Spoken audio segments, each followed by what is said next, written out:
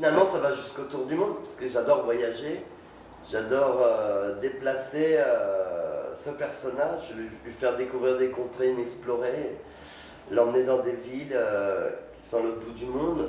Pourquoi? Parce que il fallait déjà depuis le début, il ne fallait pas que ça soit juste un phénomène parisien, ni une expérience comme ça, ni un jeu seulement.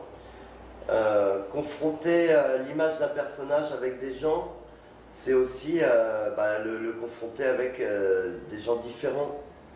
Donc, aller trouver son public là où il est.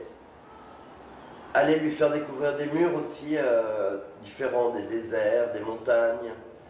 Tout ça, c'est ce qui a fait qu'autour de ce personnage, il y a un monde qui apparaît. Évidemment, si on se réfère que aux photographies qui en sont prises, qui en sont là à la mémoire, on va voir défiler derrière ce personnage tout un tas de décors. Ce qui m'a fait dire d'ailleurs il y a quelques années, je fais des toiles, je fais des tableaux et ma toile c'est le monde. Voilà.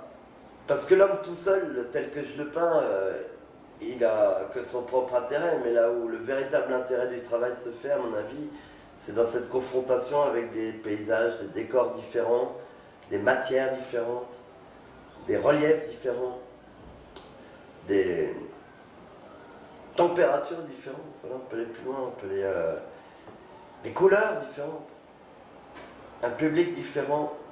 C'est ça qui petit à petit lui forme son identité, c'est-à-dire d'un être qui soit complètement libéré de références. Celui dont, à la limite, chacun peut se retrouver quelque part, comme une espèce d'unité universelle. J'irais même jusqu'à dire un dénominateur commun. Et après, chacun s'invente son histoire, forcément, à partir de chaque image, tout le public se fait son idée, se fait sa petite histoire, se raconte sa vérité, il trouve du bien, du mal, du beau, du moche, etc. Et à l'étranger, justement, dans vos voyages, le bonhomme blanc suscite beaucoup d'intérêt, de questions. C'est toujours intéressant pour moi de voir, de noter des réactions de gens que je croise. Alors autant à Paris, on me demande souvent, vous avez l'autorisation, vous avez le droit. Autant en Afrique, ça va être complètement différent les réactions. Si je peins par exemple un personnage en Afrique en train de courir avec avec quelque chose sur la tête, les réactions c'est est-ce que vous croyez qu'on peut courir sans faire tomber cette chose qu'on a sur la tête, ou est-ce que voilà, c'est plus du pourquoi, c'est du comment. Et chaque pays comme ça m'a apporté des réponses différentes. Et en même temps, ce côté universel qui fait qu'il y a quand même la parole qui revient partout. Et c'est là-dessus qui m'intéresse de continuer à réfléchir et à travailler. Et quelles sont vos dernières grosses expériences à l'étranger?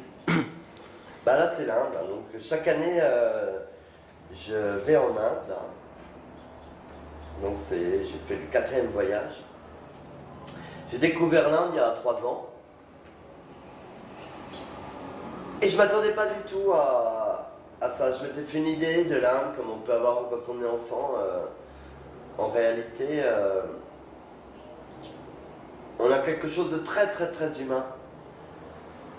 On a une mythologie, c'est-à-dire des dieux innombrables et complètement hallucinants.